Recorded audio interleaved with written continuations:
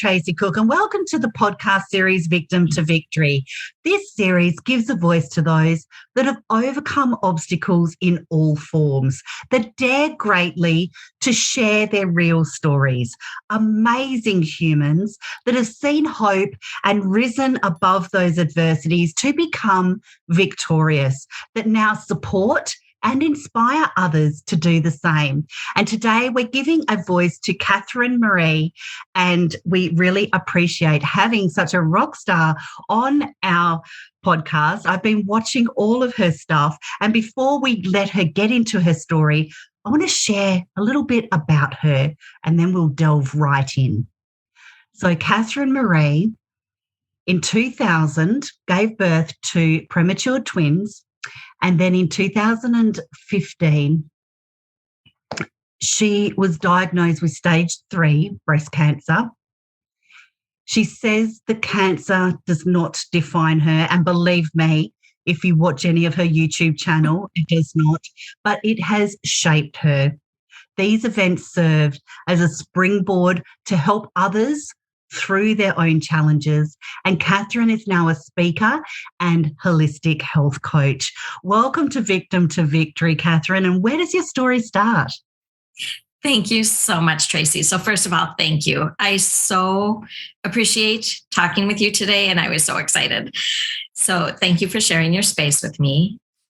My story, let's start in 2000. Yes, I gave birth to premature twins. They were born at just 25 weeks gestation and together weighed less than 3 pounds. So, sorry, I didn't do the conversion for you, but so very, very tiny. Multiple challenges. My son was in the hospital for 4.5 months after being born, my daughter for 9.5 months. And both have multiple diagnoses, both now at 21, still have special needs, and they are the light of my life. And that, however, immersed me in the medical community and taught me how to partner with doctors and nurses and physical therapists and occupational therapists and all of the people that were necessary for helping my children move forward, which did help me when I was suddenly diagnosed with stage 3 breast cancer in 2015. And it's all started with an annual checkup with my doctor. I went in and she was doing a breast exam and found a lump, which then led me to going to a diagnostic ultrasound and mammogram. Now, it was at that diagnostic ultrasound and mammogram that my history with my children helped me, in that I had the mammogram first and then the ultrasound. And that ultrasound tech, I found, didn't look at me. And after the test, she went and she got a radiologist who came in, and he had this look on his face. And I knew that look because of my history with my children. And that was a look of concern and worry and not wanting to say anything until tests confirm. And I knew at that moment that it was pretty serious. Now, I want to throw in there that I had just had a mammogram just 8.5 months prior, which had been told was normal. And so what that radiologist told me was that there was an area of concern that was still not evident on the mammogram, but they could see on the ultrasound that there was a concern in my breast and in the lymph nodes under my arm. So that led me to the following week, I went for a biopsy. And at that test, the doctor was more forthcoming with me. And she told me that the tissue did not look like normal breast tissue. And that began the process, because the very next day I received a call from a stranger who told me that I did in fact have cancer. And so that was the start of getting more testing and diagnosing and meeting with an oncologist and a surgeon. And it was exactly 3 weeks after my diagnosis that I was in surgery having a double mastectomy. So I want to pause. Do you have any questions or should I keep going? Katherine, I'm just taking all of that information in. As a cancer survivor myself, I know that everyone's experience is different. And I don't even remember driving home from the hospital after mine. That's how I just floated home, I think. I think the car drove itself. Talk us through and take us into that room, if you don't mind.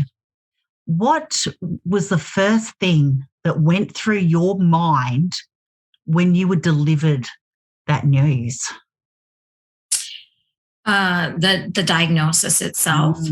The diagnosis. I was actually called on the phone. So I did not receive the news in person.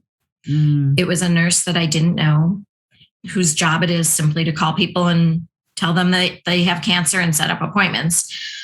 I remember exactly where I was standing. I was in my kitchen. I was getting ready to go out the door and pick up my kids. And my thought was not something that I can verbalize on the podcast. And I want to pause and say, I'm sorry, I did not know that you also had experienced cancer. So my compassion goes out to you. Yeah, it's fear. It's fear. And it is, oh no, now what? And what am I going to do? And all of these thoughts flooding and fears. And I immediately jumped into function mode. I actually had 5 days in between when I had that diagnostic mammogram and ultrasound and then the biopsy. There was a 5-day wait. And I felt like in that time, I needed some control in a situation that felt completely out of control. And I don't feel like I was manifesting any cancer, but that I needed to prepare myself for if something should happen. So what I did in that 5-day wait is I talked with some local people that I knew who had had breast cancer and got doctor recommendations. Because of my history with my children, I was used to really having a good relationship with doctors.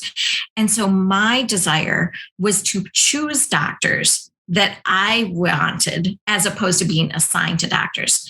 So when that nurse called me and told me that I had cancer, I said, this is who I want for an oncologist and this is who I want for a surgeon. And I did that so that I could feel comfortable going forward with these people. And isn't it amazing? And I think this is, and not taking away from men, but I think it's very maternal as well to quickly kind of pull yourself out into function mode and to get things sorted and to get things set up. And everyone's experience is so different, but a lot of people that have been through cancer that I've spoken to have all said the same thing. And I just think you go into... And I like the way you put that then, Katherine. You controlled something that was out of control. You had control of what you could. And I think that's a very common trait, as you will, when you delivered that diagnosis. You kind of sit in it for a moment and you go, holy, and then you just go into, okay, what do I need to do, especially when we have children. And did you deliver the news to your children straight away?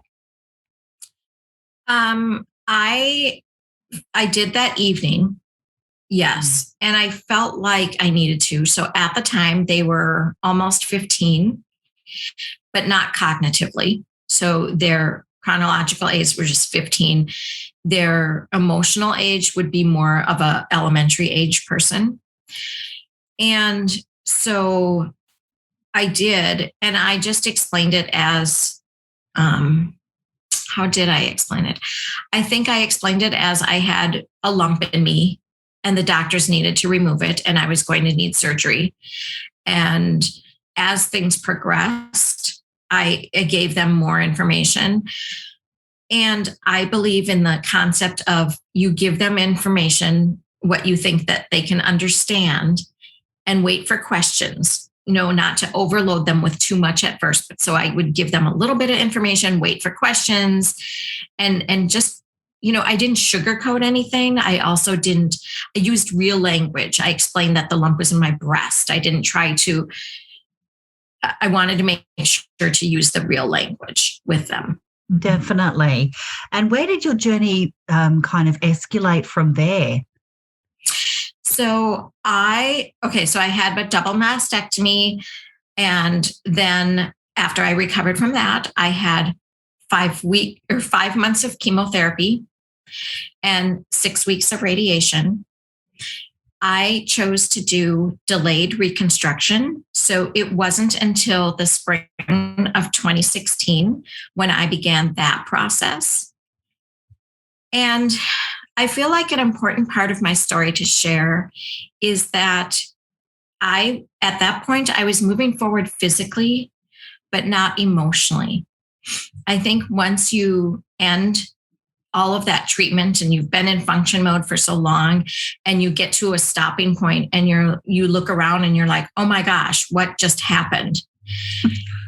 And Katherine, that is so true. It's it's like a brain fog almost. It's like, wow, what just actually happened? I'm so glad you mentioned that. But then sometimes when you look around and you say, what just happened? You're like, holy cow, my life changed in an instant. I was healthy. I felt healthy. And all of a sudden I had cancer. And I know exactly how quickly that can change. And so I became stuck in that fear of recurrence. And it was the summer of 2016 when I was so scared of that recurrence. And there was one night that was really pivotal.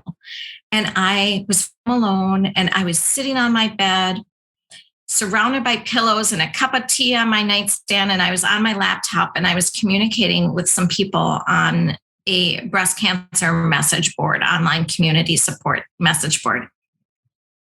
And I read something by another cancer patient that just was like a rope being tossed to me in quicksand. She said, I don't want to look back decades from now and realized I'd lived that entire time in fear. And that just it was like jumping out of that quicksand, and it just resonated with me. And I realized I had to start living. Right. And at the same time, I had started to become friends with one of the ladies on that online message board. And when we met, she had stage 4.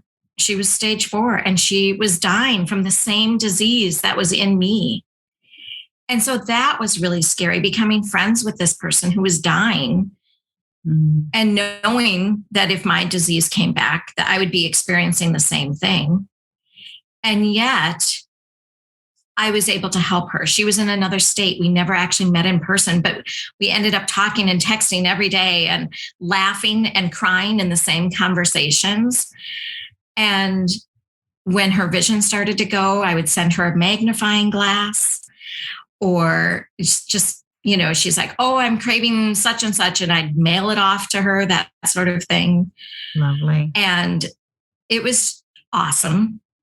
It was beautiful. And I was able to walk the last year of her life with her. Oh, that is so powerful. And I bet she really appreciated that too. And that must be still tug of the heartstrings to kind of share that as well, Katherine. I can tell, definitely. That feeling never goes away, because although you're helping another person, you're still putting yourself in that position thinking that could be me. That could have been me. Exactly. That's just such a powerful thing to share. And when you've gone on your health journey, I hope you don't mind me asking, but I really am intrigued of what changes you made in your health journey that that you're continuing with, because I know that we all change what we eat and how we exercise and what we think about and what we intake and who we associate with. when Yes. we actually recover from something as powerful and impactful and life-changing as going through cancer and treatment and surgeries. How did you apply all these health changes into your lifestyle? Yeah. So in all of this process with my friend dying and all of that, and just kind of waking up to, okay, I need to live, I decided to go back to school and I studied holistic health. And I really, really, at that time, it was like a light bulb that there is more to health than what you put in your mouth or the exercise. And I realized it's stress reduction, it's healthy relationships. And it just, it changed me so completely. I've gone more plant-based. I would not say I'm 100% without animal products, but I'm mostly plant-based, and I feel healthier on it. And I incorporate stress management techniques, which I never focused on before. Relationships. I don't have patience for relationships that are not healthy. And I make it a priority to spend time in relationships that are authentic and deep and meaningful. That means a great deal to me. So it truly is. I am truly in that holistic space. And now with my, I now coach people and I specialize in helping cancer patients and helping them in ways of being that emotional comfort of somebody who has been there, but is outside of that family dynamic, or perhaps talking about what I went through. So, for example, like helping them figure out that for me, it was cold, fruity smoothies that help me with that metallic taste that you get when you go through chemotherapy. So it's sharing those kinds of things. That's how I help other people is sharing my experience and what I went through, and perhaps they can grab bits of information to help them. And those little things, like mentioning a smoothie, they are big things when you're going through something like that. It's got, oh my God, this is the best smoothie ever. You know, suddenly the little things become the big things. And right. And they change your mindset. And I'm so glad that you're within a holistic space, because sometimes if we have a health scare or a prognosis or a diagnosis, the first thing that we're socially conditioned to do is, oh, I better start going to the gym and eating healthy. But you don't think that it's maybe toxic conversations that are happening within your space or even your household sometimes, the people you hang around, the places you go, what you watch on TV, what you read, because food is medicine for a start. And I know that you would agree with that, Katherine. Yes. But also, things don't change unless we change. So if we don't change what our environment is, even as simple, and please let me know your thoughts around this, even as simple as decluttering our mind just by clearing our office desk off and getting rid of all those old papers that keep piling up. And I think these are really helpful tips. I think these are really practical tips, and especially with that holistic health coaching industry that you are in. What are the biggest things that stand out to you that most people kind of really want to know?